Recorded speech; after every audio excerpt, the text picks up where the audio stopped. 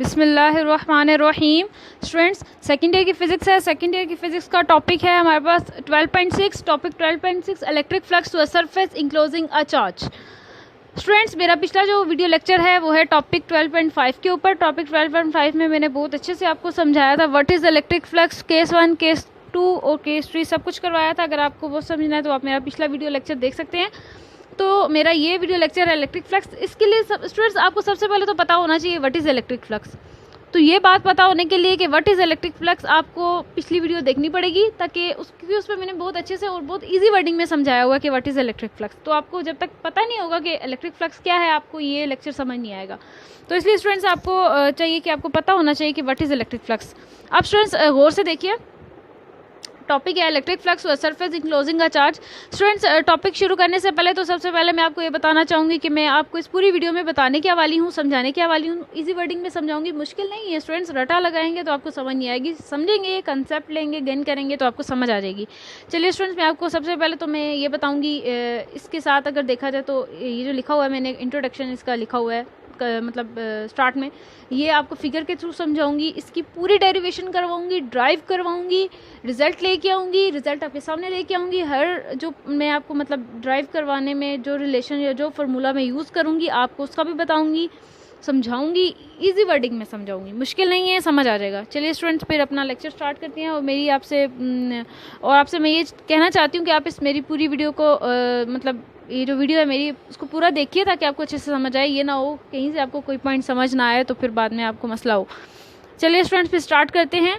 सबसे पहले consider a closed surface in the form of sphere of radius r due to a point charge q at its center। सबसे पहले तो देखिए close surface. Close surface देखिए, ये हमारे पास क्लोज सरफेस है। स्फेयर भी कह सकते हैं, गोल चीज़ है। अब देखिए गोल है। अब देखिए रेडियस आर है। रेडियस का तो स्टूडेंट्स आपको पता होगा। ये देखिए, अगर इसको मैं इधर बनाती हूँ, देखिए ये सेंटर में चार्ज पड़ा हुआ है, ये पॉइंट चार्ज है, पॉइंट पॉजिटिव चार्ज है, ठीक है। पॉइंट चार्ज है जो पॉजिटिव है हमारे पास, क्यू कह सकते हैं। देखिए ये सेंटर में पड़ा हुआ है। इस पूरे में वो ये कह रहे हैं कि क्यू चार्ज है वो सेंटर पे, देखिए अगर प्लस क्यू है वो सेंटर पे पड़ा हुआ है। तो अब देखिए रेडियस क्या है, रेडियस सेंटर से लेकर यहाँ तक का जो डिस्टेंस है वो रेडियस है। चाहे वो डिस्टेंस सेंटर से लेकर यहाँ तक हो, यहाँ तक हो, यहाँ तक, कहाँ तक भी, तो वो रेडियस होगा स्टूडेंट्स। तो उन्होंने ये बात कह दी है कि एक क्लोज सरफेस ले लीजिए स्फेयर की फॉर्म में, और उसका रेडियस आर जो है वो है, और जो उसके सेंटर में, बिल्कुल सेंटर में जो है वो एक क्यू चार्ज पड़ा हुआ है। अब स्टूडेंट्स आगे देखिए, electric intensity E1, E2, E3, ये जो एरो हेड है ये हमारे पास है कि वेक्टर क्वांटिटी है। वेक्टर क्वांटिटी स्टूडेंट्स वो होती है जिसकी डायरेक्शन भी होती है, जिसका मैग्नीट्यूड भी होता है। स्टूडेंट्स E1 से लेकर En तक है। बिल्कुल इसी तरह वेक्टर एरियाज भी del A1, del A2 up to del AN तक हैं। अब गौर करने वाली बात यह है कि ये जो फिगर है हमारे पास, ये इन्होंने क्यों कहा है कि E1 है, E2 है, F2, ये इलेक्ट्रिक फील्ड इंटेंसिटी है हमारे पास। ये इलेक्ट्रिक इंटेंसिटी बात एक ही है। देखिए अगर गौर से देखिए, अगर ये प्लस क्यू चार्ज अगर सेंटर में पड़ा हुआ है तो ये पॉजिटिव चार्ज है, इसकी फील्ड लाइन्स हमारे पास क्या होंगी, आउटवर्ड। अगर ऐसी बात है, अगर इसकी फील्ड लाइन्स हमारे पास अगर आउटवर्ड होंगी, आउटवर्ड मतलब बाहर की तरफ होंगी स्टूडेंट्स, ये देखिए, ये देखिए, ये आउटवर्ड होंगी हमारे पास बिल्कुल, ये देखिए इस तरह भी आप बना सकते हैं। स्टूडेंट्स गौर से देखिए, ये जो सेंटर मतलब ये जो क्यू चार्ज है सेंटर में पड़ा हुआ है। अब देखिए ये E1 कह लीजिए, ये E2 कह लीजिए, ये E3 कह लीजिए, मतलब वो इस तरह के इलेक्ट्रिक फील्ड इंटेंसिटीज़ को उन्होंने कहा हुआ है। तो ये इलेक्ट्रिक फील्ड लाइंस है। तो अगर इलेक्ट्रिक फील्ड इंटेंसिटी अगर देखा जाए, E1 ले लें, E2 ले लें, E3 ले लें, अप टू सोन EN तक ले लें, ठीक है। तो वो बात है, वो उन्होंने इसीलिए कहा हुआ है कि हमें नहीं पता। EN का मतलब ये कि हमें नहीं पता कि कहाँ तक है, ठीक है। इन्फिनिटी से समझ लीजिए, हमें नहीं पता, इनफाइनाइट है हमें नहीं पता कि कहाँ तक है। बिल्कुल इसी तरह इसके एरियाज़ हैं। जिस तरह अब मैंने आपको E1 का समझाया, मैं आपको वेक्टर एरिया का समझाती हूँ। देखिए यहाँ पे हम लोगों ने एक पैच कंसिडर किया हुआ है, ये भी एक पैच, ये एक पैच लिया हुआ है, ये एरिया समझ लीजिए, ठीक है। डेल A1 इसकी इलेक्ट्रिक फील्ड भी है और ये एरिया भी है। लेकिन असल में अगर देखा जाए तो काफ़ी ज़्यादा पैचेस इन्होंने सपोज किए हुए हैं, इसीलिए हमने डेल AN लिखा हुआ है। हमें नहीं पता ये कितने एरियाज कवर कर रहे, कितने पेजेस कवर कर रहे, सॉरी, ठीक है। अब स्टूडेंट्स मैं आपको आगे करवाती हूँ। As we know about the formula of electric flux,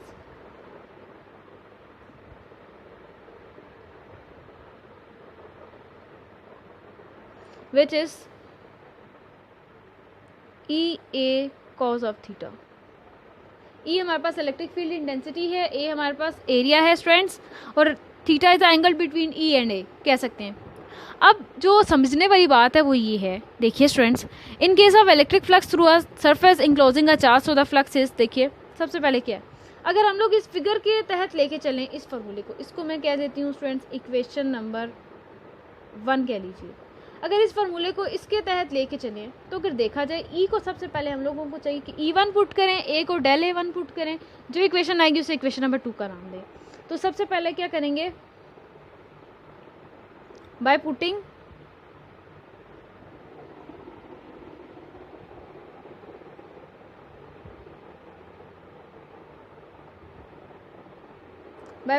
E is equal to E1 and A is equal to del A1 in equation number 1 we get, तो देखिए, और फ्लक्स टोटल को हम लोग फ्लक्स 1 कह देंगे। तो जो हमारे पास रिजल्ट आएगा स्टूडेंट्स वो ये होगा E1, और हमारे पास आगे जो है वो डेल A1,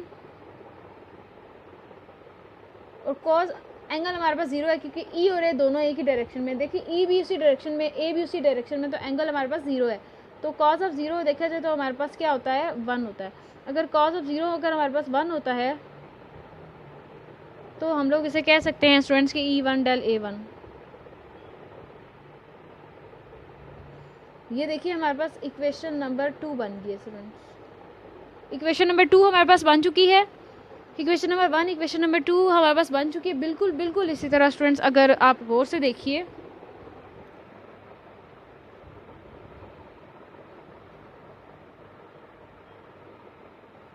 फ्रेंड्स बिल्कुल इसी तरह अगर मैं वापस क्या करूँ, E is equal to E2 put करूँ, A is equal to del A2 वापस इक्वेशन नंबर 1 में पुट करूँ, तो जो रिजल्ट आएगा स्टूडेंट्स वो होगा हमारे पास, और कॉज उस केस में भी एंगल हमारे पास 0 ही होगा। ये हमारे पास होगी इक्वेशन नंबर 3। और इसी तरह अगर देखा जाए अप टू सोन अगर मैं पुट कर दूं, और इसी तरह अगर दोबारा फिर E is equal to E3 put करूं, तो वो हमारे पास बिल्कुल इसी तरह आ जाएगा इक्वेशन नंबर 4। अप टू सोन अगर देखा जाए एंड अप टू सोन बिल्कुल इसी तरह अगर करते रहे तो कंटिन्यू आप कह सकते हैं up to so on flux N हमारे पास आ जाएगा। फ्लक्स एन स्टूडेंट्स अगर देखा जाए तो E n और डेल A n, ये भी इक्वेशन नंबर 5 हमारे पास बन गई है। इक्वेशन नंबर 1 है, 2 है, 5 है। स्टूडेंट्स गौर से आप ज़रा देखिए, इतनी तो हमारे पास इक्वेशंस बन ही चुकी हैं।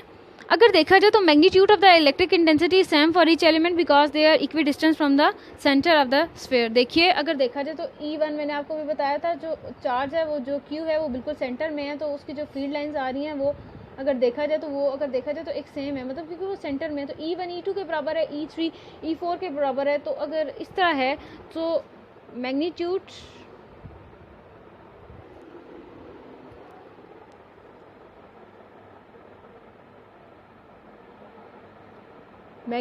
of electric intensity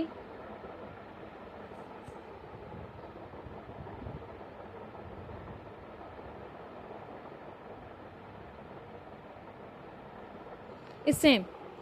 अगर देखिए मैग्नीट्यूड सेम है तो देखिए अगर देखा जाए तो ये साइन हम लोग मैग्नीट्यूड के लिए ही शो करते हैं। ये E2 के इक्वल है। अप टू सोन अगर देखा जाए तो ये जो है वो E3 स्टूडेंट्स, ये देखिए ये E3 है, इसके इक्वल है। अप टू सोन अगर चीज़ चलती रही है चीज़, तो ये देखिए चीज़ है En तक पहुंच जाएगा, और ये तमाम जो हैं ये E के इक्वल हैं। जो बात गौर करने वाली है वो है, देखिए E जो है वो इन सब के इक्वल है। अगर ऐसी बात है, अगर E इन सब के इक्वल है तो मैं अभी आपको बताती हूँ हम इसका यूज़ कैसे करेंगे। तो so the total flux passing through the surface is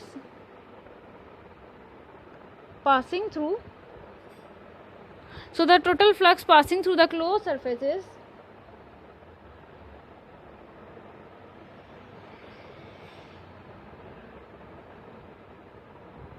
ये देखिए टोटल फ्लक्स का स्टूडेंट्स फार्मूला है flux 1 plus flux 2 plus flux 3 up to so on students, यहाँ तक चलता रहेगा फ्लक्स n तक।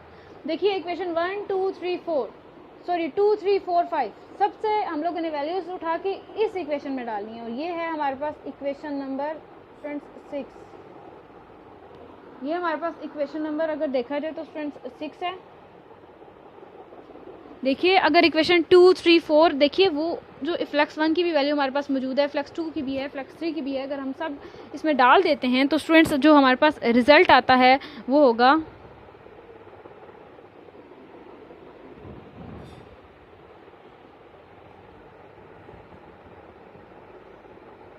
E1 डेल A1 इस तरह हम लोग लिखेंगे, प्लस E2 देखिए फ्लक्स 2 की है, ये फ्लक्स 3 की है, फ्लक्स N की है, ये वाली वैल्यूज इस फॉर्मूले में डालनी है। तो E2 डेल A2 इसी तरह E3 del A3 up to so on friends चलता रहेगा En डेल AN।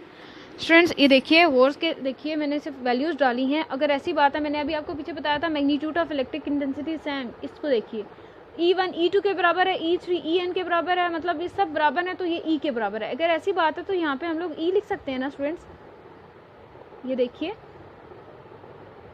E2 की जगह E आ जाएगा, बिल्कुल बिल्कुल इसी तरह E3 की जगह E आ जाएगा, क्योंकि ये बराबर है। अगर ऐसी बात है तो En की जगह भी E आ जाएगा। तो मैं E को जो है वो बाहर ले सकती हूँ कॉमन।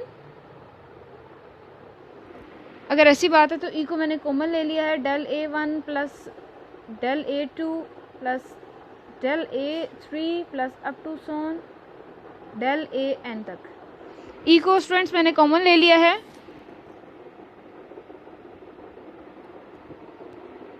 E को स्टूडेंट मैंने कॉमन ले लिया है। अब देखिए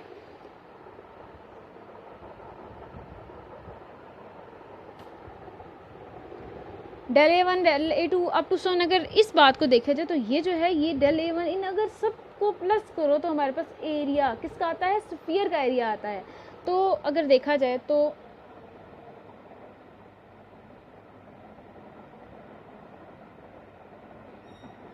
total area of sphere, total area of the sphere, अब अगर total area of the sphere देखा जाए तो हमारे पास स्टूडेंट्स होता है total area of sphere 4 pi r square, 4 pi r square होता है। ये देखिए E into 4 pi r of square, गौर से देखिए E into 4 pi r of square, ये मैंने टोटल एरिया ऑफ स्क्वायर का जो फार्मूला था सिंपल इस इक्वेशन में डाला है, E into 4 pi r of square. अब आगे मैं आपको बताती हूँ कि क्या करना है।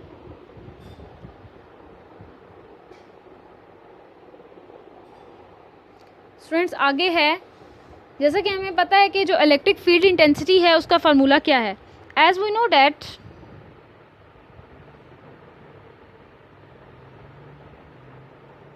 E is equal to F over Q nought, E is equal to F over Q nought. Students आपको पता है कि इसका फार्मूला होता है इलेक्ट्रिक फील्ड इंटेंसिटी का E is equal to F over Q not.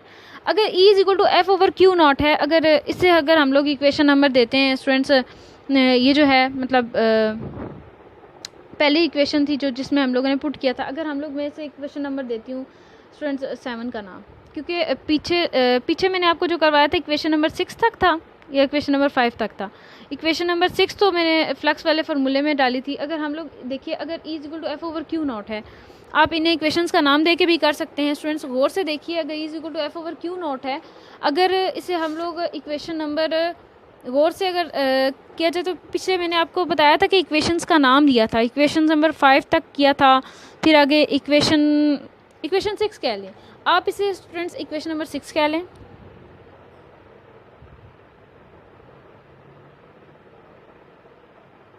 Equation number 6 कह लीजिए और इसे स्टूडेंट्स इक्वेशन नंबर 7 कह लीजिए। अब अगर गौर से देखा जाए इक्वेशन नंबर 6 भी है हमारे पास, इक्वेशन नंबर 7 भी है स्टूडेंट्स। अब बात आगे है कि अगर f की वैल्यू देखी जाए, ठीक है, अगर f की वैल्यू देखी जाए तो पीछे मैंने कूलम लॉ में स्टूडेंट्स आपको बताया था कि f की वैल्यू क्या होती है। f की वैल्यू अगर देखा जाए तो 4 pi epsilon not into Q1 Q2 की जगह हम लोगों ने Q और Q0 पुट किया हुआ है ओवर आर स्क्वायर। देखिए अगर ये एफ़ की वैल्यू अगर मैं इक्वेशन नंबर अगर देखा जाए 7 में डाली जाए, ठीक है, अगर इक्वेशन नंबर 7 में डाली जाए तो इक्वेशन नंबर 7 हमारे पास है is equal to F into, थोड़ा स्प्लिट कर लेती हूँ, 1/Q0। तो अगर 7 में डाली जाए तो एफ़ की जो वैल्यू है वो है 1/4πε0 into Q0 are square into 1/Q0। ये Q0 इस Q0 से कैंसिल, तो रिजल्ट जो हमारे पास स्टूडेंट्स बचेगा वो होगा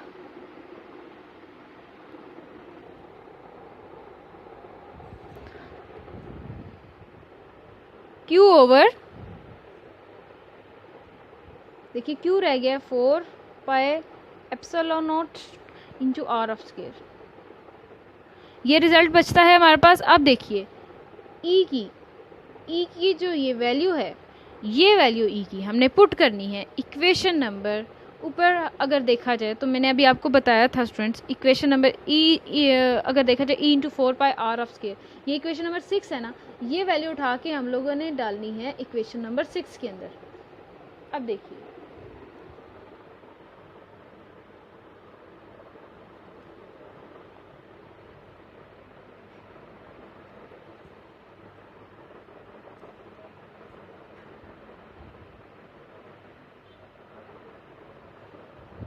इक्वेशन नंबर 6 में पुट की है ये वाली E की value Q 4πε0 into r of square into 4πr square. ये देखिए आर स्क्वायर से कैंसिल, 4π से cancel, Q over ε0। Total flux हमारे पास आ चुका है। ये देखिए बहुत इजी है, मुश्किल नहीं है। अगर आप गौर से समझेंगे तो आपको समझ आ जाएगा। जो रिजल्ट था वो हमारे पास आ चुका है, Q ओवर ε0